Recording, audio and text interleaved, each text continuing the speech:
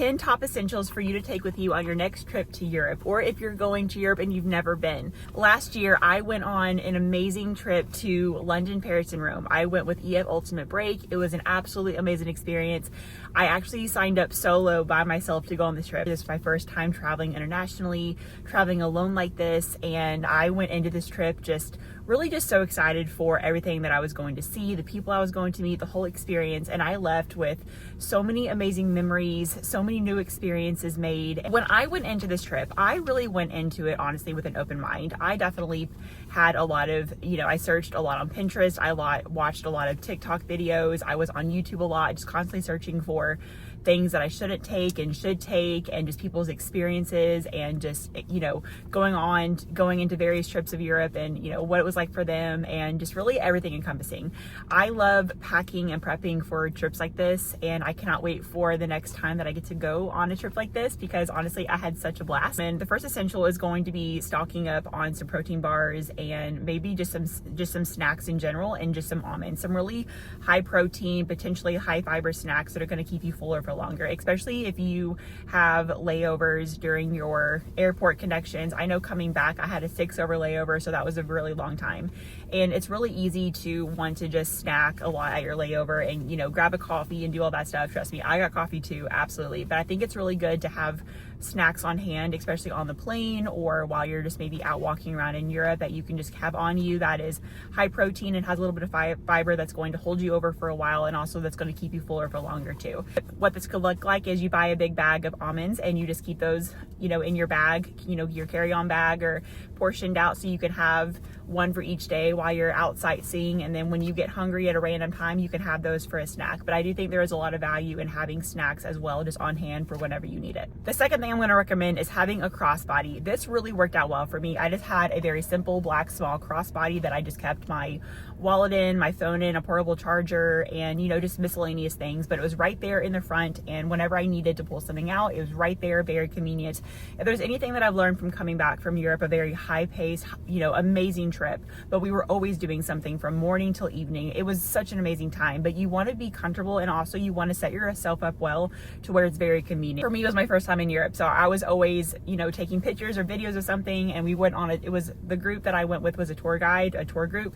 So we had a tour guide sometimes. We had our tour group leader, navigating us and talking to us about, just different, places where we were walking around in the cities, London, Paris, and Rome, just different, parts of those cities. And so I wanted to be present. I wanted to be with my group, but I also wanted to take pictures and videos. And so I didn't want to have to, dig through my bag and try to find my phone or what I needed. If in Rome, for example, we were buying gelato or, fruit at the market, and I just wanted a very quick way where I could pull out my payment so I could give them money to pay for what I was buying and not have to dig through my purse. So I think convenience and being comfortable really goes a long way on the trips, and really just enhances the experience as well. Fourth essential I'm going to recommend to you is some sort of water bottle. You don't really need a big one, but I do recommend having something, because I found myself, because I didn't bring a water bottle myself, and that is something that next time that I go, I will definitely bring that, because that is something that I was always constantly purchasing water bottles there, whether it was the hotel we were staying at, or, I just really wish that I had water with me as we were sightseeing and out and about. It is something that you will have to carry around with you, but again, you don't need like a very big one. My fifth essential is going to be finding a carry-on bag that is comfortable, and one that you feel very comfortable carrying on the airport, and, taking up and down on the plane as well. So number 6 is going to be packing cubes. I use this for my trip, and I honestly found it very convenient. I found that because I wanted to make sure that I was bringing, only what I needed for this trip. Again, this is my first international trip, and I really just want to make sure I only brought what I need. So I found that packing cubes really helped me to stay organized, and they really just kind of compressed what I was bringing as well. So I think they're really good for organization. Number 7 is going to be hand sanitizer, or maybe out sightseeing and you grab something to eat, but you don't have a place to wash your hands right on the spot. I think hand sanitizer is really good to have on you. Number 8 is going to be a good pair of walking shoes. We did a lot of walking, so invest in a really good pair of walking shoes that you can, comfortably wear, you're not going to get blisters from, and that you can just, use throughout your trip, especially if you're in an area of Europe where you're going to be doing a lot of walking. So number 9 is going to be an umbrella.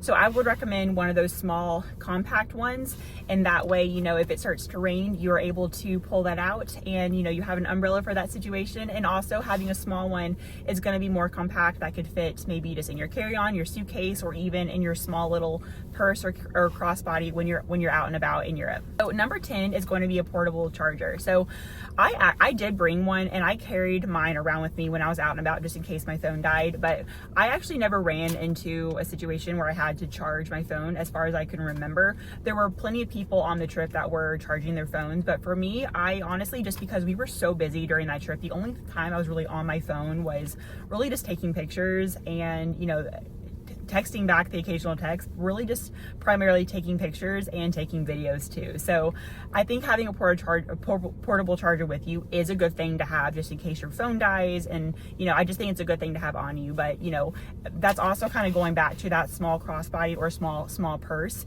You know, you can find one that can easily just kind of like mesh together and fit within your crossbody, and, you know, it's in a really convenient spot. I had the most amazing time on my trip, and I am forever grateful I got to go, and I'm so excited for the time that I can go back again.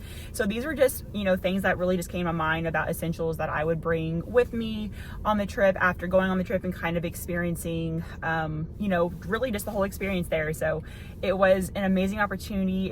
I met amazing people. It was such a great experience, and I learned a lot, I grew a lot, and I cannot wait till the next time I go back. So I hope that you guys enjoyed this video, and I'll see you on the next one.